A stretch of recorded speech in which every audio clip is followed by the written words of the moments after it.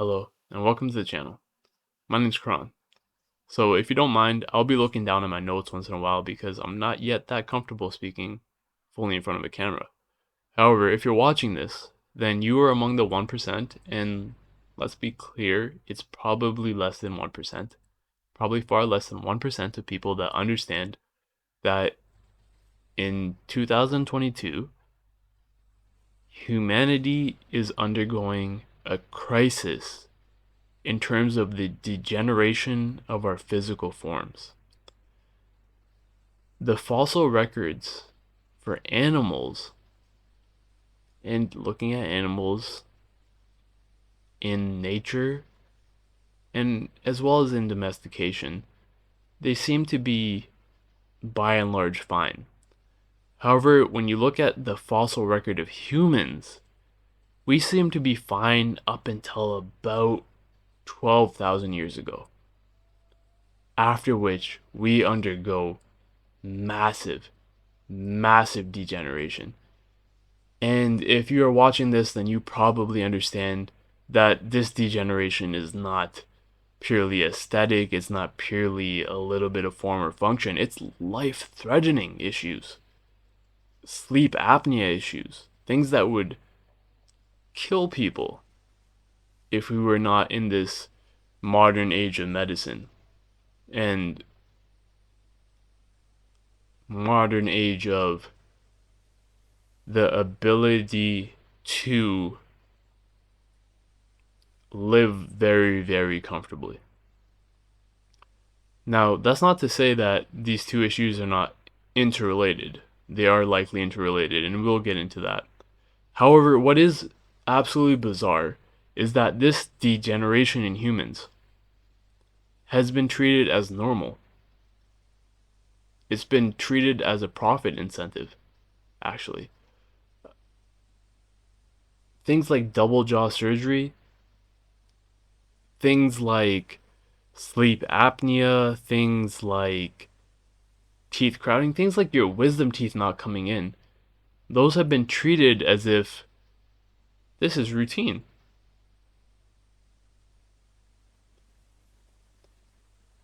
When I was in my late teenage years, I went to a dentist because I figure, my teeth are crooked. I might as well get this corrected now.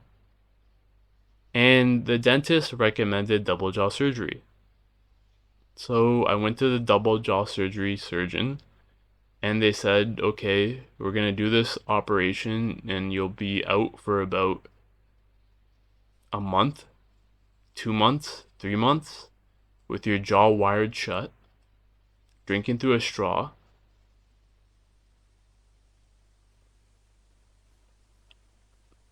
And they said that was fine. My teeth were just a little. I went in there just because I thought, hey, I should get my braces now just to correct my underbite. And they said we should put you under an operation that will put you out for almost 3 months and you'll be drinking through a straw. And that's okay. Just because you want your teeth a little bit straighter, it's okay for us to recommend breaking your lower jaw, taking a chunk out of the lower jaw, breaking the upper jaw, moving the upper jaw forward, implanting that in with the titanium, and then you're going to be absolutely swollen.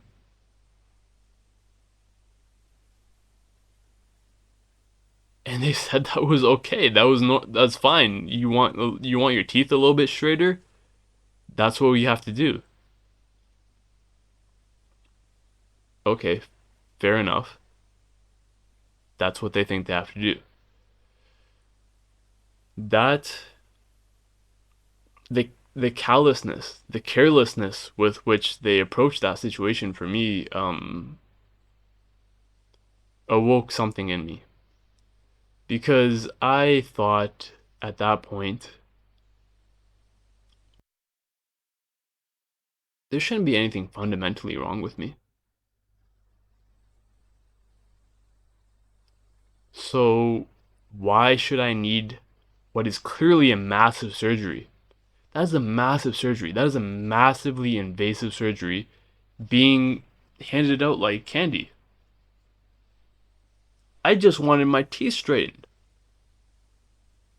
Any medical professional, anyone who had honestly considered their Hippocratic oath, would have said, no, you should not do that. Unless you're experiencing extreme amounts of pain, unless you're experiencing something life threatening, you should not go through a procedure like that. But a procedure like that is handed out like candy. That did not sit right with me. So I went looking into things that were more holistic. I didn't feel intrinsically, I did not feel something must be that wrong with me, that I need a procedure that is on that level of invasiveness. Looking through that, I found mewing, Mike Mew. And the understanding that people are exploring the understanding. People are sincerely looking at, hey, why is it only humans that seem to have these massive issues? It's not like they don't exist in animals. They do exist in animals. But the sheer proportion in which humans have been affected by this, and when you look at the archaeological record, it shows up quickly. It's not like we went through successive degeneration over a long period of time. The degeneration happened and then it exponentially increased, which is not something you would expect in any sort of animal biological population. And it's absolutely bizarre how this is accepted as normal, as something that will be corrected through mechanical measures. And we'll get to the other measures shortly. So we intend to solve this. If you're watching this, then you're among the group of people that will solve it. Let's not pass this problem down to subsequent generations. This is an issue that is a manifestation of other problems. So, politically speaking in terms of collapse of the ecosphere, there's an as above, so below type of understanding. This is psychosomatics and spirituality wrapped into one. And this is an opportunity. When over 50% of humanity, and that's conservatively speaking, over 50% of humanity are experiencing an issue, this is our issue. This goes past any sort of barrier. This transcends any sort of ethnic barriers, racial barriers, religious barriers. This is an issue that everyone is facing. This is a humanity-wide issue. And this is the issue of our times. I would like to propose that there's no such thing as degeneration. If all of humanity has been going on a certain path, and then a certain amount of years ago, doesn't matter how long ago, we degenerated, physically speaking, and it seems to be mentally, emotionally, spiritually speaking. That's not to say we are going to go back and seek some sort of tradition or that things were better before. Rather, let's look at this as a springboard. If you have a spring and you compress that spring might complain. Oh, poor me, I've been compressed. I've been tightened. However, that spring contains immense potential now that has been compressed. If you're watching this at this point, this is an early version of the channel introduction. You are likely someone who already understands that the level of physical degeneration in humans is not tolerable. This is not something that we can slide past. This is something that we must absolutely overcome. You can hear it in my accent. I speak differently because I have a class 3. My tongue doesn't have enough room in my mouth to speak the way I would normally speak. That's resulted in spinal issues. And going forward, if this is not corrected, it'll likely result in sleep apnea issues, which is life-threatening. A study showed that 1 in 7, and this study is likely underreporting, 1 in 7 humans have sleep apnea. That's a life-threatening issue. Other than purebred animals, what other regular species suffers this sort of issue?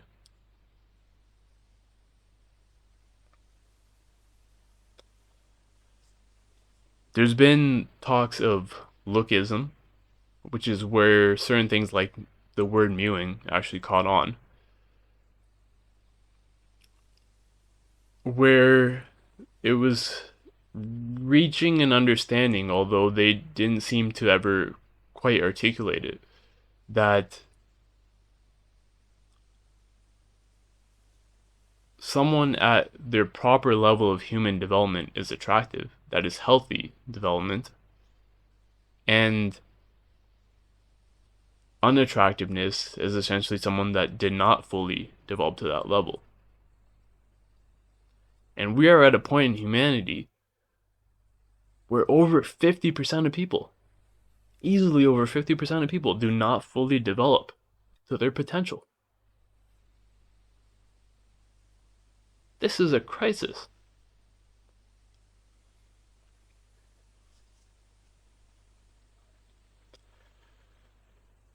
And this is an issue that affects all of us. Every single person watching. It doesn't matter at all what your background is or what my background is. We're in this together. So, if you're here, this is the mission statement of this project, that we will solve this. And in solving this, it's quite likely that a lot of other issues in humanity will get solved. We do this through a method of allowing, and I mean this sincerely. If someone else comes up with a better method that really fixes this, I'll just tell you, I'll just point you to that method. Go to them. They got it figured out.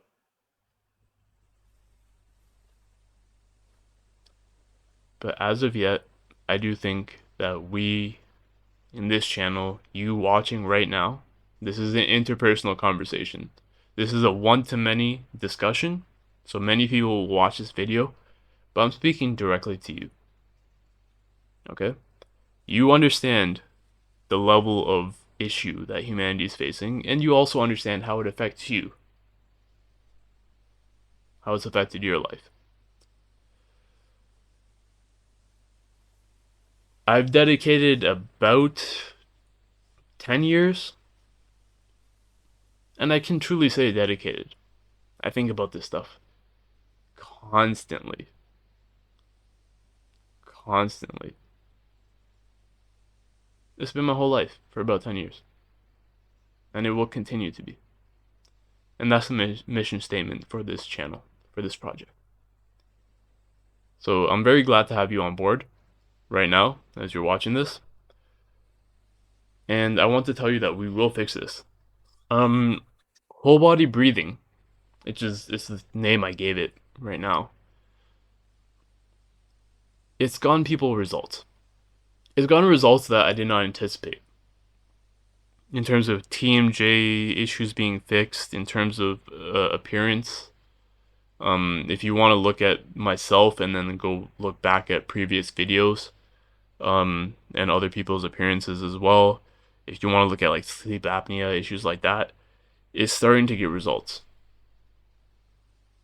Okay, we're starting to get results. And the mission statement for this project is that we will not we will not pass this issue on to subsequent generations. So if this becomes something that is only helpful to the youth, that is fine. We'll teach the youth. But I think the ultimate barometer is getting someone who's already an adult, they're already done their growth phase, they're past 25, getting them to full correction. If you're past 25, doing whole body breathing will probably get you to feeling cracks and adjustments, and opening of the sutures, and probably opening of the nasal breathing, things like that.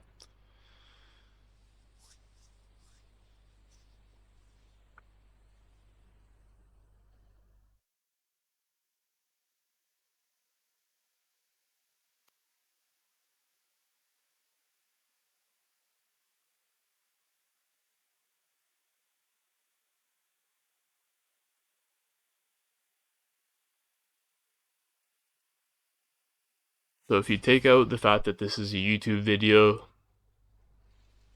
and take this as a one-to-one approach, if you are somebody who is dedicated to solving this problem for yourself, don't worry about humanity for now. Just worry about yourself. If you take care of yourself, everything else takes care of itself. It really does. If you're among that cohort, then there'll be links below for you to join other people that are among that cohort, and I hope to speak to you soon. Welcome to whole body breathing.